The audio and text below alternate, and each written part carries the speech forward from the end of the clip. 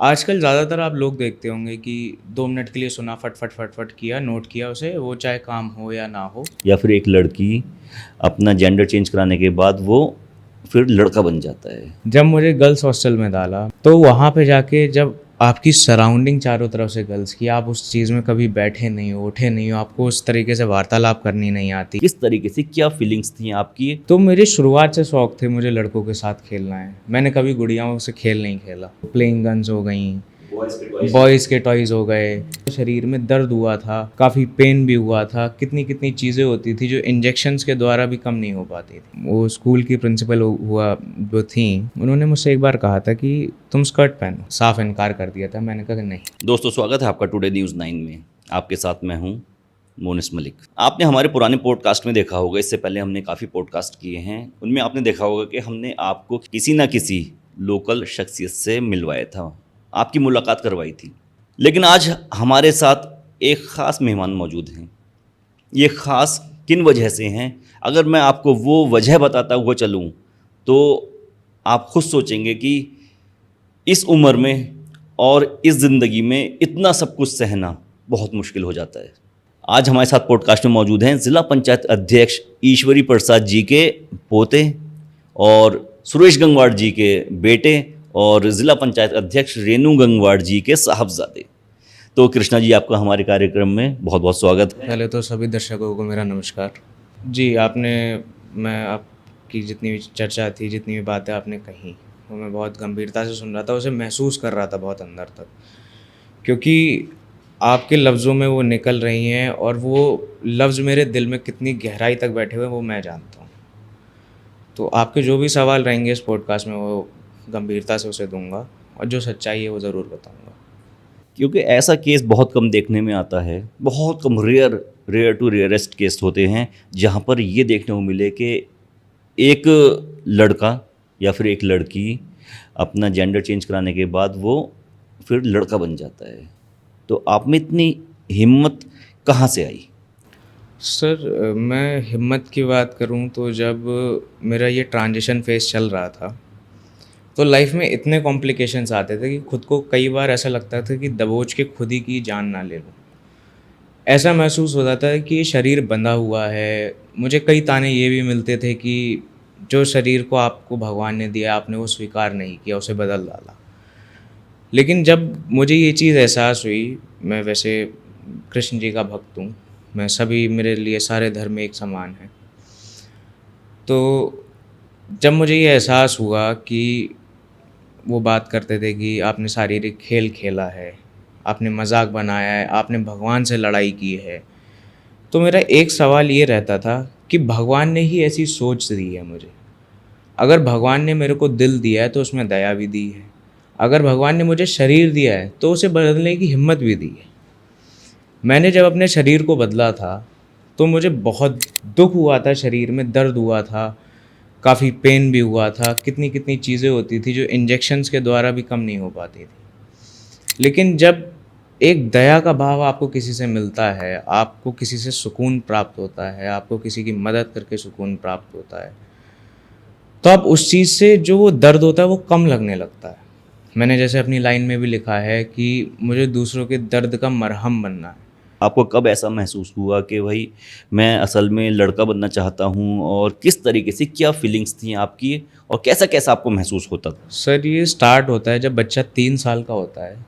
3 साल के बाद बच्चे को अपनी सच्चाई महसूस होने लगती है। 3 साल के बाद उसे ये पता लगने लगता है कि उसे क्या खाना है, क्या पहनना है, कैसे खेलना है और किस तरीके से बात करनी है। जब मेरी 6 वर्ष उम्र हुई, तो मेरी शुरुआत से शौक थे मुझे लड़कों के साथ खेलना है। मैंने कभी गुड़ियाओं से खेल नहीं खेला। मैंने शुरुआत से गाड़ियाँ, वो गन्स वगैरह हो गई, जो प्लेइंग गन्स हो गई, बॉयज़ के टॉयज़ हो गए। मेरे कज़िन्स थे, घर पे आते थे, तो मुझे बैठना पसंद नहीं था, मुझे बातें करना पसंद नहीं था। जैसे बैठती हैं लड़कियां, बातें करती हैं, कुछ गेम खेलती हैं, मुझे पसंद नहीं था। मुझे खुराफाती करना पसंद था। तो मेरी मम्मी उछल कूद करना, उछल जैसे कूद जैसे करना लड़के ज़्यादा होते हैं। पसंद था। तो मेरी माता जी मुझे इस चीज़ पे टोकती भी थी कि इतना उछल कूद अच्छा नहीं है। तो लेकिन मेरे पिताजी मुझे कभी नहीं टोकते थे। वो कहते थे नहीं, अगर बच्चे का मन है तो उसे करने दो। तो सर, जब ये 6 वर्ष के बाद जब मुझे और गहरा एहसास हुआ जब मुझे 10 से 11 वर्ष की उम्र में गर्ल्स हॉस्टल में डाल दिया। जब मुझे गर्ल्स हॉस्टल में डाला, मैं उसका स्कूल का नाम नहीं लेना चाहूँगा, तो वहाँ पे जाके जब आपकी सराउंडिंग चारों तरफ से गर्ल्स की, आप उस चीज़ में कभी बैठे नहीं हो, उठे नहीं हो, आपको उस तरीके से वार्तालाप करनी नहीं आती, आप किसी को अपने फीलिंग एक्सप्रेस नहीं कर सकते हो जगह बैठ के, तो मुझे एहसास हुआ नहीं, ये मैं नहीं।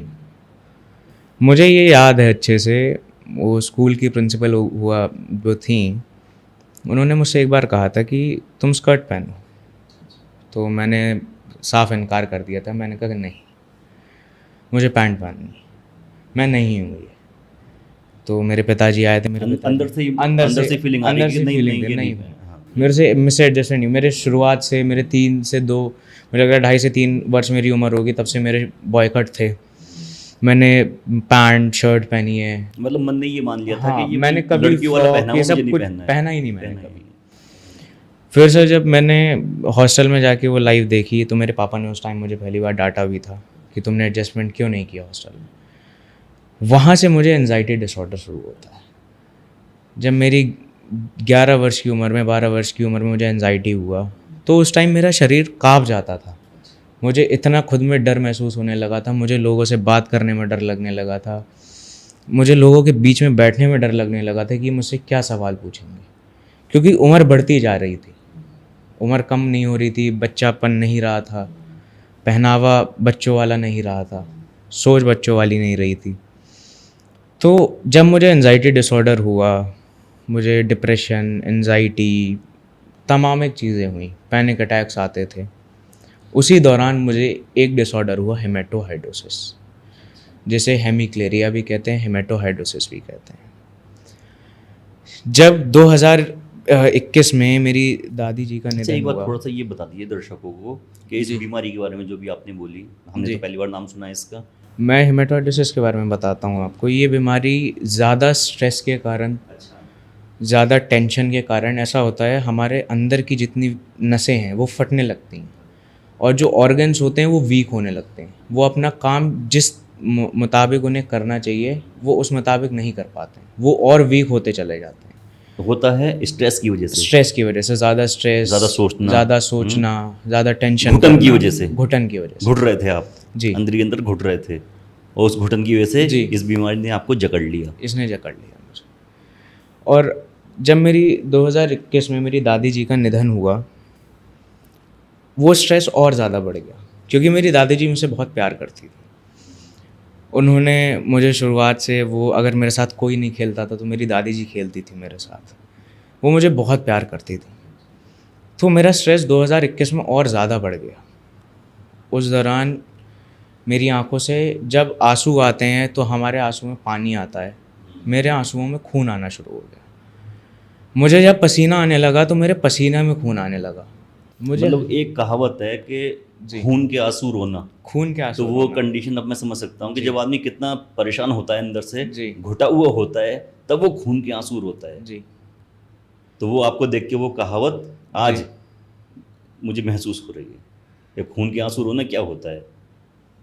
तो सर जब वो मुझे पसीने में खून पहली बार आया था तो मुझे लगा था शायद मेरे कुछ नेल लग गया होगा, अच्छा। तो उससे कट से कहीं से ब्लीडिंग हो रही होगी। तो मैंने जब अपना फेस साफ किया पूरा, हम्म, तो एक भी कट नहीं था मेरे फेस पे। अच्छा। मैंने वो एक्सप्रेस किया मेरी फैमिली में, हम्म, तो सब लोगों के मतलब लिए ये पहला ही केस था। उन्होंने कभी जीवन में देखा ही नहीं था कि ऐसा भी कुछ होता है। मतलब आपको जब पसीना आता है तो वो जी। पानी नहीं होता, वो खून होता वो है। खून होता है। जी। अब जब ये चलता रहा सर, मुझे इससे 9 साल हो गए इस बीमारी से चलते अभी चल हुए। रहा है? अभी भी चल रहा है ये। अभी ये है कि मुझे जो ट्रीटमेंट था, अब जैसे मैंने 400 प्लस डॉक्टर्स दिखाए ऑल ओवर इंडिया में, मैंने ये अपने केस से रिलेटेड, हर डॉक्टर का सिर्फ एक जवाब होता था, हमने ये केस सुना ही नहीं है, हमने ये केस कभी देखा ही नहीं है। वर्ल्ड वाइड सिर्फ इसके 15 केसेस हैं जो लोग शायद आधे लोग तो जानते ही नहीं है ये होता क्या है, और आधे लोग तो ये कहते हैं ड्रामा है। लेकिन सर जब मैंने एक दिल्ली में हॉस्पिटल है, वहाँ पे डॉक्टर हैं, उनसे मैंने मुलाकात की, तो उन्होंने मुझे इसके बारे में बताया, इसके बारे में पढ़ाया, तब मुझे एहसास हुआ नहीं, ये बीमारी मुझे असल में अंदरूनी दिक्कतें, मेरे तनाव और जितना ये दबाव था, इसकी वजह से जो मुझे दबाव के कारण जो ये मुझे बीमारी हुई, इसने मुझे पूरा आधा बर्बाद कर दिया। तो उसके बाद सर जब मुझे ये एहसास होने लगा तो मेरा डिप्रेशन और बढ़ता जा रहा था कि मुझे ये एहसास होने लगा था कि मेरी बीमारी और बढ़ जाएगी और मुझे आगे लाइफ में बहुत कुछ करना है, मेरी लाइफ यहीं नहीं रुकनी चाहिए। और अगर ये यहीं रुक गई तो मैं आगे जिन मेरे माता पिता जिन पे मतलब मुझे भरोसा है, उन्हें मुझ पे इतना भरोसा है, तो मैं उन्हें क्या जवाब दूँगा। मेरे दादाजी को मुझ पे इतना भरोसा है तो मैं उन्हें क्या जवाब दूँगा। जो मेरे समाज के लोग हैं, जिन लोगों को मुझ पे इतना ज़्यादा भरोसा है, जो अपने परिवार का एक बेटा मानते हैं मुझे, उन लोगों को क्या जवाब दूँ। तब मैंने अपने स्ट्रेस को थोड़ा कम करना शुरू किया। मैंने अपना एनजीओ स्टार्ट किया क्योंकि सर मुझे बचपन से एक ही बस मेरा अच्छा, ख्याल एनजीओ आप ये जो आपका मेडिकल प्रोसीजर हुआ है उससे जी। पहले से चला रहे हैं आप? जी, ये अच्छा। मेरा ऐसा था, ये मेरे दादाजी के टाइम का था अच्छा एनजीओ। अच्छा अच्छा। तो मैंने फिर उसको जब वो थोड़ा बीच में मतलब क्लियर सा आपका वो हाँ। जो पॉइंट ऑफ व्यू में ये समझ में आ रहा है वो ये कि अपने स्ट्रेस बांटने के लिए इधर उधर के कामों में लग जाओ। सर मैं ऐसे काम तो नहीं कहूँगा, मैंने ये सोचा कि समाज सेवा। स्ट्रेस कम करने के लिए मैंने दूसरों का स्ट्रेस और जानना भी शुरू किया कि मेरे से ज़्यादा भी दुख किसी और के जीवन में है। शायद हाँ मेरे ऊपर हो सकते हैं शारीरिक बीमारियों के कारण, लेकिन आर्थिक व्यवस्थाओं के कारण कई लोग और ज़्यादा दुख में हैं। जब मैंने बीच में जाना शुरू किया, मैंने पहले मेरा पॉलिटिक्स मतलब पॉलिटिकल चीज़ें तो हैं, लेकिन मैं हमेशा ये कहता हूँ मैं एक नेता का बेटा ज़रूर हूँ, लेकिन मैं एक नेता नहीं। तो सर जब मैंने सोशली जाना शुरू किया, मैंने लोगों के दुख देखे, मैंने खुद के शरीर में देखा ठीक है मुझे बीमारी है, लेकिन किसी के पास हाथ नहीं है, किसी के पास दोनों टांगें नहीं है, किसी के पास चारों हाथ पैर नहीं है, वो कैसे जीवन काट रहे हैं। उन्हें खिलाने वाला भी कोई नहीं है, वो कैसे जीवन काट रहे हैं। मतलब जैसे उनका दुख देख के मुझे बहुत ऐसा होता खुद में मतलब महसूस होता था कि मुझे एक मरहम मिल, मुझे अच्छा एहसास होता था कि मैं किसी का दुख जान के उनका दुख कम कर सकता हूँ, तो मेरा भी दुख उससे कम होता था। तो इससे मुझे और आराम मिलने लगा। मतलब दूसरों की मदद करने के बाद आपको सुकून मिलने लगा। जी, ये बहुत रेयर होता है कि दूसरे की मदद करके सुकून मिले। जी। आजकल का ज़माना तो ये है कि दूसरे को परेशान करो तो सुकून मिलेगा। नहीं सर। फिर उसके बाद सर ये सब चलता रहा, मैंने एनजीओ में खूब काम किया, मैंने यूपी में भी किया, उत्तराखंड में। फिर मैंने सोचा जहाँ से मेरी नींव है पहले वहाँ से शुरुआत करूँ, ठीक, फिर मैं ऑल ओवर इंडिया उसे फैलाऊँगा। मेरी नींव तो उत्तराखंड की है, देवभूमि की है, और देवभूमि में दया भाव सबसे ऊपर होना चाहिए। चलिए इस वाले उस पर हम बाद में आएंगे, लेकिन हमारे दर्शक जो जानना चाहेंगे इस वक्त जी, वो ये जानना चाहेंगे कि आप में ये क्या वर्ड यूज़ होता है, ट्रांसजेंडर नहीं, ट्रांसमैन जी, ट्रांसमैन क्या हुआ ये सर? ट्रांसमैन वो होता है जो एक फीमेल बॉडी में मतलब एक महिला की बॉडी में रहता है शुरुआत से, जन्म उसका एक फीमेल की बॉडी में हुआ है, एक महिला की बॉडी में हुआ है, मतलब महिला के जिस्म में हुआ है, एक महिला के जिस्म में, लेकिन उसकी आत्मा एक मर्द की है जी। अच्छा, तो वो ट्रांसमैन ट्रांसमैन। तो ये आपने फिर कब इसका प्रोसीजर करवाया और फिर कितना टाइम लगा, किस किस तकलीफों से गुजरना पड़ा आपको? 2021 के बाद कराना शुरू किया। अच्छा, मैंने उसको स्टार्ट 2021 के बाद किया, क्योंकि उससे पहले मैंने अपना एनजीओ स्टार्ट किया क्योंकि मुझे रिलीफ, क्योंकि डॉक्टर ने मुझे कहा था पहले तुम्हारा ये जो ब्लीडिंग कंट्रोल होगी, क्योंकि अगर हम सर्जरीज भी करेंगे वो कॉम्प्लिकेटेड हो गया, बहुत ज़्यादा हमारे लिए मुश्किल हो जाएगा ब्लड रोकना, और शायद तुम्हारी जान का खतरा भी हो सकता है उसमें। और ये बीमारी से सर मेरा ब्लड भी लॉस होने लगा था, 7, 6, 8, उसके दौरान मेरा ब्लड लॉस होता था, तो मेरी जान के खतरे ज़्यादा बढ़ गए थे कि मेरी जान भी जा सकती है इस बीमारी के कारण, कुछ भी हो सकता है। तो तभी मैंने एनजीओ में ज़्यादा काम शुरू किया, अपने आप को और ज़्यादा आराम देने की कोशिश की कि मुझे आत्मा से आराम चाहिए था। मतलब एक तरफ तो डॉक्टर तैयार हैं जी, ठीक है, आपका ऑपरेशन वगैरह करने के लिए, दूसरी तरफ आपको एक बीमारी भी लगी हुई है कि आपके आंसू से खून निकल रहा है, आंखों से खून निकल रहा है, पसीने में खून आ रहा है आपके, और इंटरनल भी आपको कुछ ना कुछ प्रॉब्लम चल रही है, अल्सर वगैरह भी आपको जी, तो बीमारी भी लगी हुई है, डॉक्टर ऑपरेशन करने को तैयार हैं लेकिन कर नहीं पा रहे हैं जी। तो ऑपरेशन की बात आई तो जब मैंने ये एनजीओ का अपना काम शुरू किया था, एनजीओ मेरा काम चलता रहा, तो इससे आप देखिए पॉजिटिव कहते हैं ना कि अगर दवा में काम है तो दुआओं में भी उतना ही ज़्यादा असर नाम है, है, असर है। असर। तो दुआओं ने मुझे इतना ज़्यादा मतलब इतनी ज़्यादा मेरी मदद की, जहाँ मेरा खून 6-5 रहता था वो मेरा अचानक से 13-14 हो गया। अच्छा। उसी दौरान मेरी सर्जरी हो गई। सर्जरी के बाद मुझे बहुत आराम मिल गया। मेरी जो आत्मा मुझे कहती थी तुम हो, तो आत्मा को महसूस होने लगा कि हाँ, अब मैं घर का बेटा तो हूँ, एक जनता का भी बेटा बन जनता चुका का ही हूँ। बेटा। जी, अच्छा, तो मतलब वो जो अवसाद, टेंशन, जी, स्ट्रेस आपको ऑपरेशन से पहले था, जी, ऑपरेशन के बाद जब जी, आपने देखा कि अब जो चीज़ मुझे चाहिए थी, जी, जो जिस्म के लिए मैं बना था, वो जी, मुझे मिल गया, जी, तो वो टेंशन अब ख़त्म हो गई। जी। सर टेंशन अभी सिर्फ़ एक चीज़ की रहती है कि कभी मुझसे किसी का दिल ना दुखे। हम्म, क्योंकि सबसे बड़ा पाप हमारे अगर कहते हैं कि हर धर्म में सबसे बड़ा पाप है किसी का दिल दुखाना। दिल दुखाना, सही बात है। और किसी का दिल दुखा के हमें वो सुकून कभी नहीं मिलता, चाहे हम किसी की दुनिया में किसी भी कोने में चले जाएं। वो सुकून हमें तभी मिलेगा जब हम किसी के दिल को मरहम से, किसी के दिल के दुख को समझ के उसे कम करें। ये मेरा हमेशा से मानना था और हमेशा मानता रहा। मदद करना तो अच्छी बात है, अगर जी, मदद नहीं कर पा रहे हैं तो कोई बात नहीं, लेकिन जी, दिल मत दुखाओ, दिल नहीं दिल मत दुखाना चाहिए, दुखाओ। कभी नहीं दुखाना चाहिए सर। अच्छा, तो काफ़ी आपने, इतनी एज कितनी हो गई आपकी लगभग इस सर वक्त? मेरी अब इस अक्टूबर में 20 हो जाएगी। 20 हो जाएगी, जी, मतलब मात्र 20 साल के हो जी, आप। 20। 20 साल की उम्र में आप ये देखिए कि एक बच्चे को, 20 साल का जवान, नौजवान होता है, अभी 18 साल की जी, उम्र हुई है, 2 साल वोट डाले हुए, तो एक 20 साल का लड़का, उसे अपनी ज़िंदगी में इतना कुछ देखना पड़ रहा है। आप सोच के देखिए कि जब वो 6 साल का, 7 साल का था, तो उसे पता चल गया था कि मैं गलत जिस्म में हूँ, मेरी आत्मा कुछ और है, जिस्म कुछ और है, और मैं दोनों में तालमेल नहीं बैठा पा रहा हूँ। आप ये देखिए, उसके बाद से जो घुटन शुरू हुई वो चलती रही, और इसकी वजह से नई बीमारी लग गई, वो बीमारी लग गई जो दुनिया में सिर्फ 15 लोगों को हैं। डॉक्टर हाथ जोड़ चुके थे, उनकी समझ में नहीं आ रहा था कि ये कौन सी बीमारी है, कि पसीने में खून आ रहा है, आंसुओं में खून आ रहा है। उसके बाद वो बच्चा स्ट्रगल करता है, अपने आप को कंट्रोल करता है।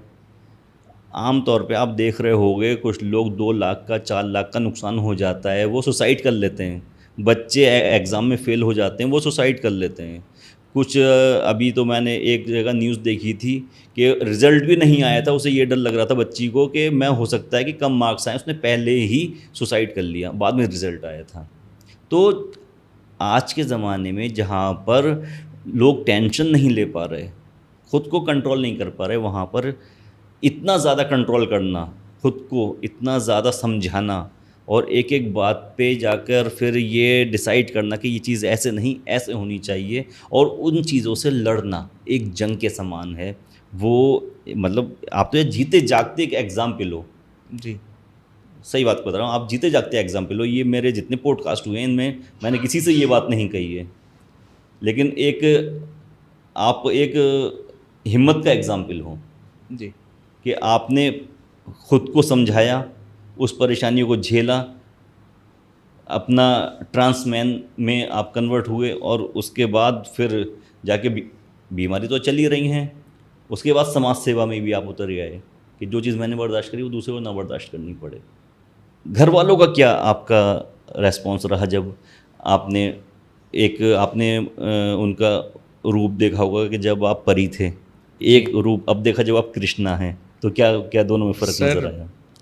फ़र्क ये कि उन्होंने मुझे दोनों रूपों में स्वीकार किया। हुँ, उन्हें कभी ये नहीं था कि लड़की है कि हुँ, लड़का है। मेरा पहनावे में कभी उन्होंने कभी कुछ नहीं कहा। हुँ, मेरे बोल-चाल में कभी हुँ, उन्होंने हुँ, कुछ नहीं कहा। मेरी मित्रता में कभी उन्होंने कुछ नहीं हुँ, कहा। उन्होंने कहा कि तुम हमारे बच्चे हो। हुँ, तुम जिस रूप में हो, जिस ढंग में हो, हुँ, तुम हमारे लिए हमारी औलाद ही रहोगे। हुँ, तुम ना कभी किसी से बदल जाओगे। हुँ, चाहे तुम दुनिया में कुछ भी कर लो, हुँ, लेकिन तुम हमारे लिए बच्चे थे और हमारे बच्चे रहोगे। मेरे दादाजी, मेरे पिताजी, मेरी माताजी, उन्होंने मुझे, मेरे अंदर एक पहले डर था हुँ, हुँ, कि पॉलिटिकल फैमिली में होके मैं पॉलिटिक्स को कैसे फेस करूँगा। अच्छा, लेकिन सर जब मेरे पिताजी ने मुझसे ये कहा, जैसे आपने कहा कि शेर का बेटा है तो शेर ही होगा। ये जब मैं उनकी वर्डिंग जब याद करता हूँ तो मेरे अंदर एक जोश आ जाता है कि मैं माननीय सुरेश गंगवार जी की औलाद हूँ, जिन्होंने ना झुकना सिखाया था और ना कभी झुके हैं, ना डरना सीखा था ना डरना सिखाया था। उन्होंने मुझे हर चीज़ के लिए इतना प्रबल किया, हर चीज़ के लिए इतना आगे बढ़ाया।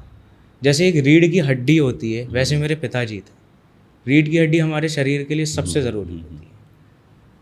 मेरी रीढ़ की हड्डी बने मेरे पिताजी। उन्होंने मुझे हर जगह सीधा रखा और मेरा सर ऊंचा रखा। वो मेरे लिए, मेरे माता पिता, मेरे दादाजी, वो सब मेरे भगवान के लिए, मेरे लिए मेरे भगवान हैं। और सर जब पॉलिटिक्स में घुसते वक्त भी मुझे, मतलब मैं अभी पॉलिटिकल तो वो नहीं हूँ, लेकिन एनजीओ से रिलेटेड मुझे इलेक्शन के दौरान पॉलिटिक्स में जाना पड़ता था, मिलना पड़ता था, सभाएं करनी पड़ती थी। उस टाइम भी विपक्षियों ने बहुत विरोध किया मेरा। मैंने कई लाइव उनके वो भी देखे जो मेरे विरोध में, कि भगवान से तुमने खेला है, भगवान के विरोध में गए हैं ये, और भगवान का मजाक बनाया है ये करके, शरीर को जैसा दिया है भगवान ने वैसा स्वीकार करें। सर मेरा ये कहना है उनसे कि मेरा शरीर जो भगवान ने दिया है, शायद भगवान ने ही वो बदलाव के लिए मुझे भेजा हो, वो बदलाव वही चाहते हो तो हुआ हो। क्योंकि मैं ये मानता हूँ कि भगवान के बिना इशारे पे कुछ नहीं होता जीवन में। अगर हम फूक फूक के कदम भी रखते हैं तो भगवान ही वो कदम रखवाते हैं जो हम आगे जीवन में रखेंगे और रखते आए। तो इस जगह पे वो कैसे बोल सकते हैं कि मैंने खेल खेला है? क्या ये कोई खेल है? आप कहते हैं अगर आपकी ज़ुबान पे मौत हो, आप उसका खेल बनाएंगे? कभी नहीं।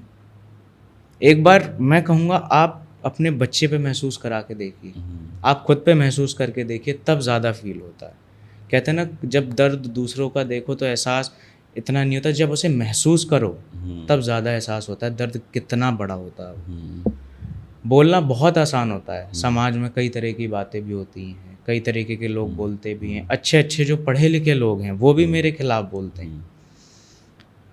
तो मैं पढ़े लिखे लोगों से तो चलिए मेरी एक्सपेक्टेशन वो नहीं है कि आप इस तरीके से बोलेंगे, लेकिन जब मैं जो इतने मतलब पढ़े लिखे नहीं हैं, वो लोग मुझे इस कदर प्यार देते हैं कि जैसे उनसे ज़्यादा पढ़ा लिखा इस दुनिया में है ही नहीं कोई। जिनके साथ मतलब जिनके लिए मैं एनजीओ में काम कर रहा हूँ, वो मुझे ऐसे अपना मानते हैं। इस रक्षाबंधन पे मेरी इतनी बहनें आई मुझे राखी बांधने। मेरा जन्मदिन होता है तो इतने बुज़ुर्ग आते हैं मेरा जन्मदिन मनाने। तो सर मैं कैसे मानूं कि, पता है देखिए सर, पढ़ाई से मैं नाता एक होता होगा, साइंटिफिक चीज़ों से होता है, लेकिन जो दिल की बातें होती हैं वो सिर्फ दिल से होती हैं। आप किसी को दिल से महसूस करा सकते हो और कर सकते हो। तो उन्होंने मुझे इतना प्रेम दिया कि मुझे इन लोगों की बातें छोटी लगने लगी, मुझे इन लोगों की बातों से फ़र्क ही बंद हो गया। मैं बीच में जाने लगा। जब मुझे वो लोग अपने गले से लगा लेते थे तो ऐसा लगता था कि नहीं, मैं हर जंग जीत गया, हर जंग जीत के आता हूँ इनके बीच, और फिर नई जंग के लिए फिर उठ के सवेरे एक दूसरी जंग पे जाता हूँ और वहाँ भी जीत के आता हूँ और उसी तरह सबका प्रेम लेके आता हूँ। हमारे साथ कृष्णा गंगवार मौजूद हैं और आपने इनका स्ट्रगल सुना, इनकी स्ट्रगल स्टोरी सुनी आपने कि किन किन परेशानियों का सामना करते हुए आज ये खुद को एक अलग मुकाम, खुद का एक अलग मुकाम बनाने की कोशिश में लगे हुए हैं। एक एनजीओ चलाते हैं, उस एनजीओ का नाम है हेल्प बाय कृष्णा। क्योंकि दूसरों की परेशानी देखी तो अब विचार ये आया कि जब हम परेशान हो सकते हैं तो दूसरा भी परेशान हो सकता है। हमारी मदद करने वाले तो हमारे माँ बाप हैं, लेकिन सबके पास माँ बाप भी नहीं होते हैं मदद करने के लिए, समाज नहीं होता है, लोग नहीं होते हैं, तो ऐसे में उनकी मदद कैसे की जाए। तो एक एनजीओ बनाया हेल्प बाय कृष्णा, उसके ज़रिए गरीबों की और जो ऐसे लोग हैं जिनके कोई वारिस नहीं है या फिर जो कोई मदद करने वाला नहीं है, उन लोगों की ये मदद कर रहे हैं। तो उस एनजीओ के बारे में बताइए थोड़ा सा कि उनके ज़रिए आप क्या क्या काम करते हैं। सर ये एनजीओ मैंने जो शुरुआत की है ये मैंने मेन मोटिव रख के यही शुरुआत की कि सर हर एक का दुख जानने वाला कोई नहीं, और हर एक के दुख में जाने वाला, हर एक के दुख को बैठ के समझने वाला कोई नहीं। आजकल ज़्यादातर आप लोग देखते होंगे कि 2 मिनट के लिए सुना, फट फट फट फट किया, नोट किया उसे, वो चाहे काम हो या ना हो, बस हमने सुन लिया। लेकिन उसे महसूस करना, एनजीओ का मतलब है कि उसे महसूस करना, फिर उस जगह पे अपने सेवा भाव रखना। और सर जितने भी मैं, जैसे एनजीओ में क्या क्या काम होते हैं, जैसे किसी के पास व्हील चेयर नहीं है, हम उसे व्हील चेयर प्रोवाइड करा के आते हैं। भले ही हमारे एनजीओ में कभी कभी ऐसा होता है फंड नहीं होता है, बिल्कुल फंड होता ही नहीं है, तो ये कभी हम किसी को महसूस नहीं कराने देते और ना खुद महसूस करते हैं कि हमारे पास कुछ नहीं। हम अपना जो प्राइवेट मेरा जो सेव्ड किया हुआ होता है मैं उसमें से शेयर करता हूँ, उसमें से जाके सेवा करता हूँ। व्हील चेयर्स हो गई, किसी को अगर हॉस्पिटल में किसी मेडिकेशन की ज़रूरत है वो देते हैं, जैसे इलाज की ज़रूरत है वो उसकी हम मदद करते हैं। अगर किसी के परिवार में राशन नहीं है, खाना नहीं है, हम राशन पहुँचा के आते हैं। अगर किसी का बच्चा पढ़ नहीं पा रहा है या फिर कोई बीमारी से जूझ रहा है, कोई जल गया है, बहुत सारी चीज़ों से परेशान है आजकल, हम वो जितनी हो सकती है, जितनी हमारी अहमियत है, हम उससे कई गुना ज़्यादा मदद करते हैं। अच्छा। और बीच में जाके देखिए सर, मदद करना, एक बार किसी को पूछ लेना और बार बार उसे याद रखना, उसे अपनी यादों में बसाए रखना कि मैंने इस वक्त ये मेरा एक ऐसा हिस्सा बन गए थे, ये मेरे हिस्सा हैं, वो ज़्यादा अहमियत रखता है। और ये मेरा मानना यही है, जितने लोग भी हैं आसपास जो लोग समाज सेवा करते हैं, मैं उनसे ये कहूँगा कि समाज सेवा करना एक ऐसी चीज़ है जो हम दुनिया को बदल सकते हैं। देखिए, अगर हमारा धर्म इंसानियत होने लगा और कर्म सेवा होने लगा, तो शायद हम एक अच्छा भारत, अच्छी दुनिया देख सकेंगे और एक अच्छे जीवन की ओर जाएंगे। जो आज के टाइम पे इतने पाप बढ़ रहे हैं, इतने गलत काम हो रहे हैं, शायद वो और बेहतर होने लगे, लोग बेहतर चीज़ों को जानने लगें और एक दूसरे के दर्द को महसूस करने लगें, किसी को घोट घोट के, किसी को घुटन से ना मारें, क्योंकि घुटन ज़्यादा मारती है, इतना पैसा नहीं मारता। किसी को दर्द, किसी की मजबूरियाँ ज़्यादा मार देती हैं जितना पैसा नहीं मारता। ये चीज़ मैंने एहसास की वहाँ जाके।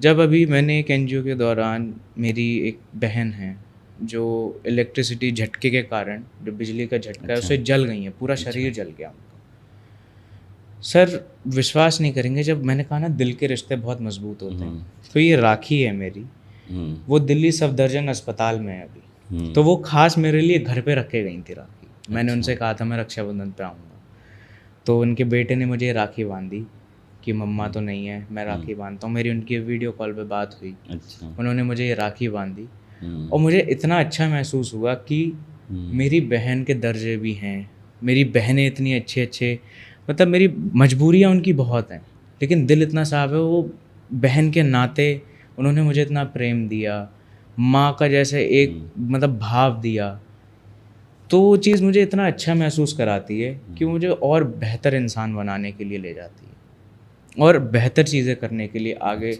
जागरूक करती है कि अभी तो ये शुरुआत है, लेकिन आगे मैं और भी बड़ी चीज़ें करूँगा। अच्छा। मैं आज ना रुका था ना रुकूँगा, ये मैंने ठान लिया।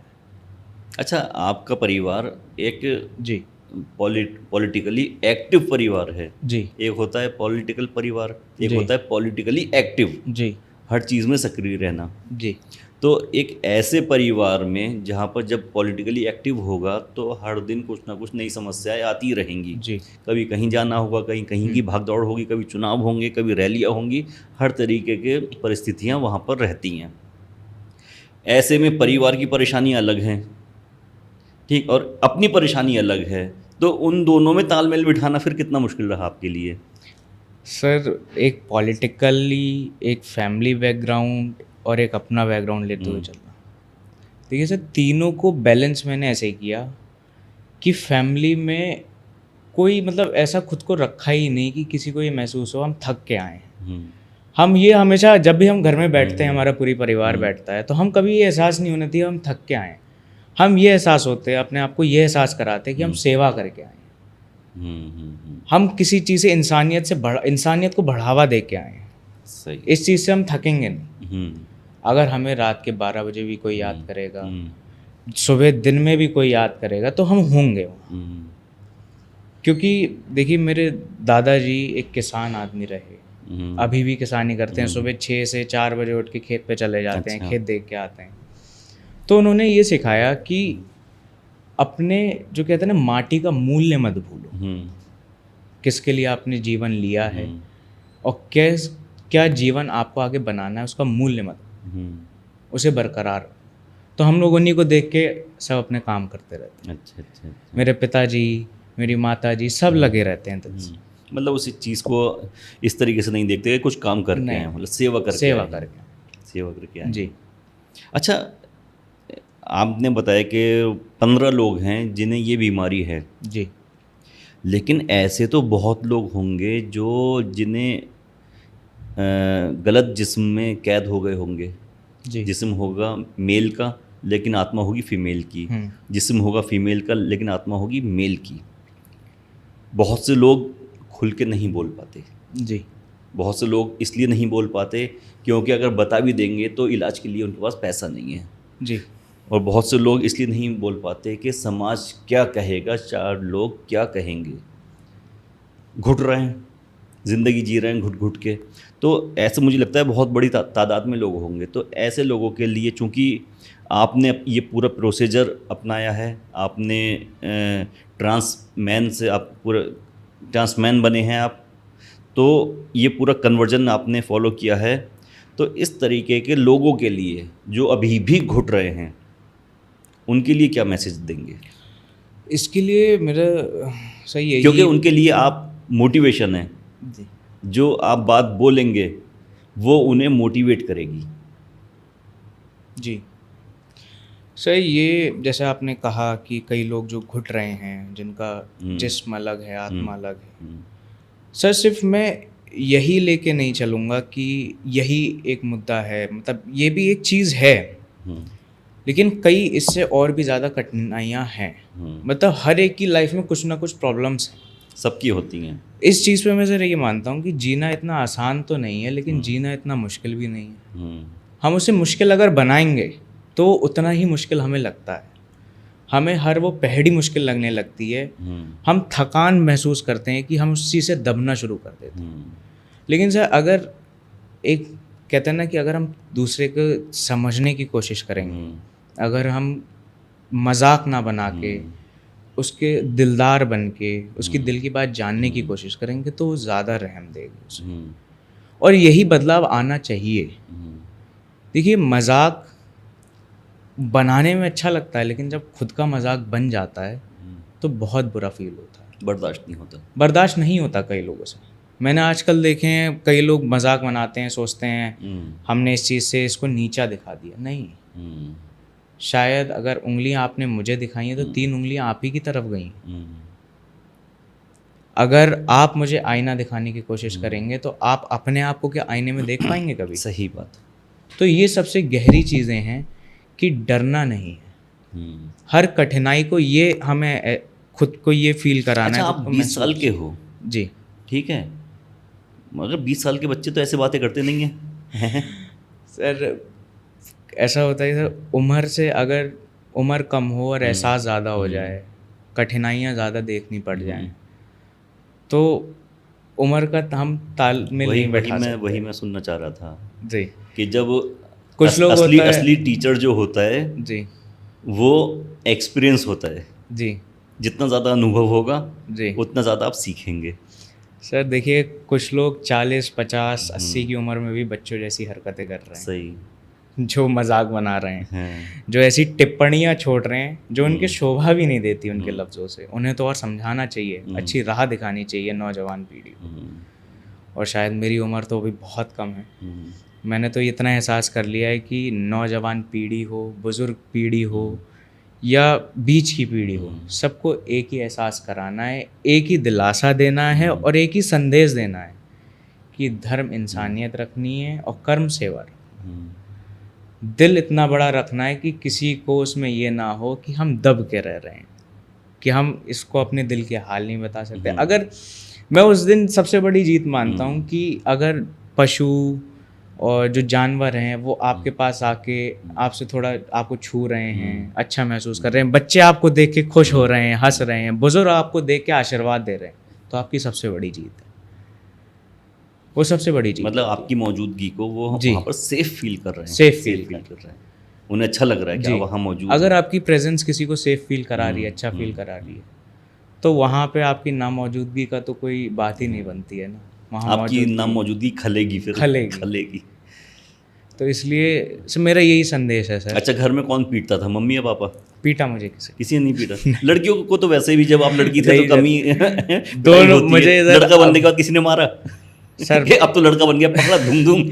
सर माता जी देखिए मेरी बहुत स्ट्रिक्ट है। अच्छा। ऐसे वो मैं सुनता भी इंटरव्यू में, कई लोग कहते हैं वो बोलती नहीं है, लेकिन ऐसा है वो बहुत सरल है, वो किसी से ज़्यादा बात करना पसंद नहीं करती हैं, वो थोड़ा मतलब गंभीरता से रहती हैं, हम लोगों से भी बहुत कम बोलती हैं और बहुत इमोशनल हैं, वो जैसे मैं हूँ वैसे ही वो हैं, समझिए।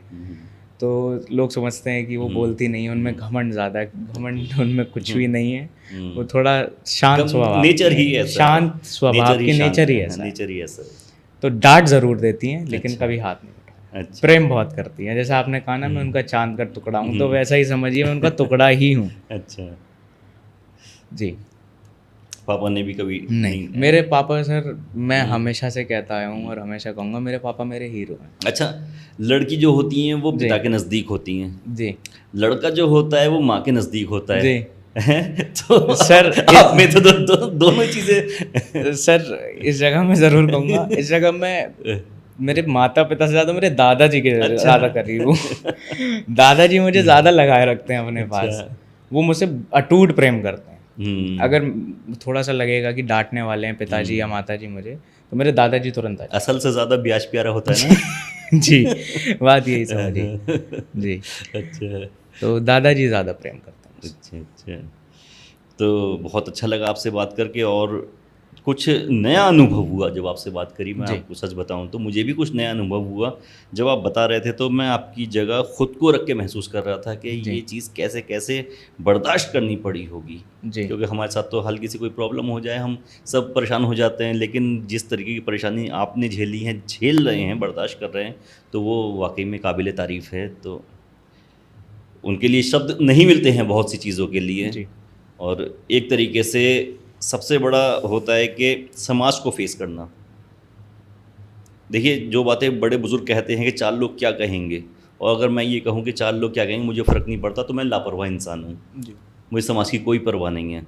लेकिन समाज को फेस करना, उन्हें जवाब देना, और उसी में एक मतलब ये कहूँ कि सीना तान कर जीना, मतलब हालांकि दूसरे को दिल नहीं दुखाना, दूसरे का घमंड नहीं रखना, तो ये बहुत बड़ी चीज़ हो जाती है। जी, क्योंकि बहुत से लोगों में ये परेशानी होगी, लेकिन वो समाज की वजह से चुप हैं, खामोश हैं।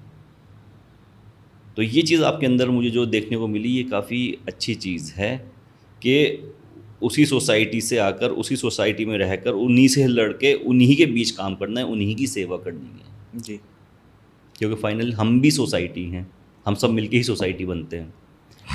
जब मैंने ट्रांजिशन कराया था सर, मेरा ऑपरेशन हुआ, मेरे दादाजी ने मुझे ट्रैक्टर दे दिया। अच्छा। और बैठा दिया ट्रैक्टर। ऑपरेशन होते ही ट्रैक्टर पे? बोले एक बार खेत पे जाके देखो बेटा, एहसास करो। अभी तक तो तुम लड़की थे। हाँ, अब लड़के बन गए। खेत मैंने जो सर जनरली मेरी वीडियो है वहाँ की। अच्छा। उन्होंने मुझसे खेत जुतवाया भी है ट्रैक्टर से, चलवा के दिखवाया कि देखो एक बार गर्मी में तुम्हें एहसास कैसा होगा। उस दिन एहसास हुआ कि देखिए संघर्षशील हर एक का जीवन है, लेकिन मर्दों का कुछ ज़्यादा ही है। जी, जिम्मेदारियाँ जब उन्होंने मुझ पे दी हैं, तो अब लगता है इन पे भार है, और जेन्युइनली भार है सर इन पे। सही है, बहुत जिम्मेदारी वाली बात है। अच्छा, तो जैसा कि आपने देखा कि हमारे साथ कृष्णा गंगवार मौजूद थे इस वक्त, और काफ़ी इन्होंने मोटिवेशनल अपनी बातें बताई हैं, जिनसे एक तरीके की ऊर्जा सी फील हो रही है कि हाँ, मतलब लाइफ में इतना स्ट्रगल होने के बावजूद भी जी सकते हैं। ऐसे ही अपने अगले पॉडकास्ट में किसी और शख्सियत से मुलाकात करेंगे और आपको बताएंगे कि उनके स्ट्रगल की स्टोरी क्या क्या है। हमसे जुड़े रहें और देखते रहें टुडे न्यूज़ 9।